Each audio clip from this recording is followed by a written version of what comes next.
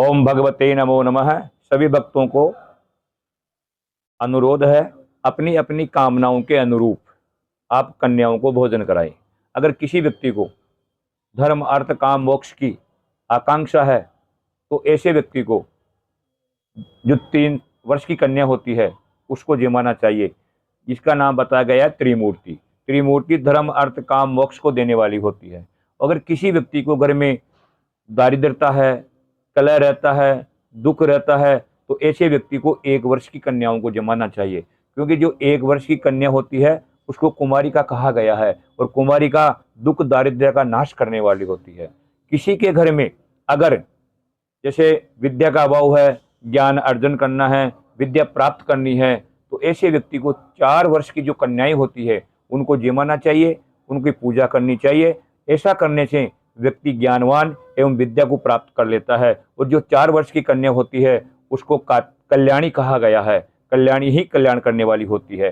5 वर्ष की जो कन्या होती है उसको रोहिणी कहा गया है, और ये रोग एवं पीड़ा को नष्ट कर देने वाली होती है। किसी के घर में अगर कोई जरा पीड़ा समाहित है और कोई वो मिट नहीं रही है किसी से भी, तो ऐसे व्यक्ति को जो 5 साल की कन्या है उसको जमाना चाहिए। वो दुख दारिद्र्य को, रोग कष्ट पीड़ा को दूर करने वाली होती है। 6 वर्ष की जो कन्या है उसको कालिका कहा गया है, और ये जो है हमेशा शुभ प्रदान करने वाली है, ऐश्वर्य बढ़ाने वाली है, आयु बढ़ाने वाली है। जिस किसी के व्यक्ति के घर में किसी न किसी प्रकार की आदि व्याधि महाव्याधि परेशान करती है, तो ऐसे व्यक्ति को 6 वर्ष वाली कन्याओं को जमाना चाहिए, पूजन करना चाहिए।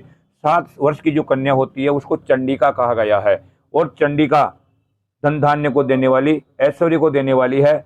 ऐसे व्यक्ति को जो अपना व्यापार नहीं चल रहा है, व्यापार को लेकर के परेशान है, 7 वर्ष की कन्या को जमाना चाहिए, क्योंकि 7 वर्ष की कन्या को चंडिका कहा गया है।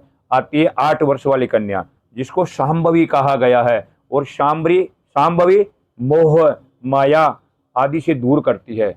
कई व्यक्ति ऐसे होते हैं जो भगवान में भक्ति करना चाहते हैं भगवान की, लेकिन मोह माया में फंस के वो नहीं कर पाते हैं, समय नहीं दे पाते हैं। तो ऐसे व्यक्ति को 8 वर्ष वाली कन्याओं को जमाना चाहिए और उनका आशीर्वाद लेना चाहिए, ताकि मोह माया से दूर हो सके।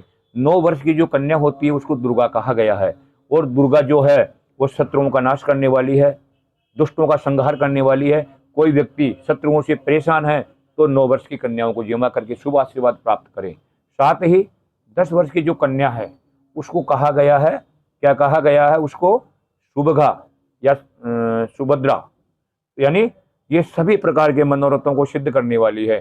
कोई सी भी मनोअभिष्ट कामना हो आपकी, 10 वर्ष की कन्याओं को बुला करके उनके चरण स्पर्श करें, पूजन करें और भोजन प्रसादी लेकर के आशीर्वाद ग्रहण करावे उनको, सब कल्याण होगा। जय राधे, जय गोविंद।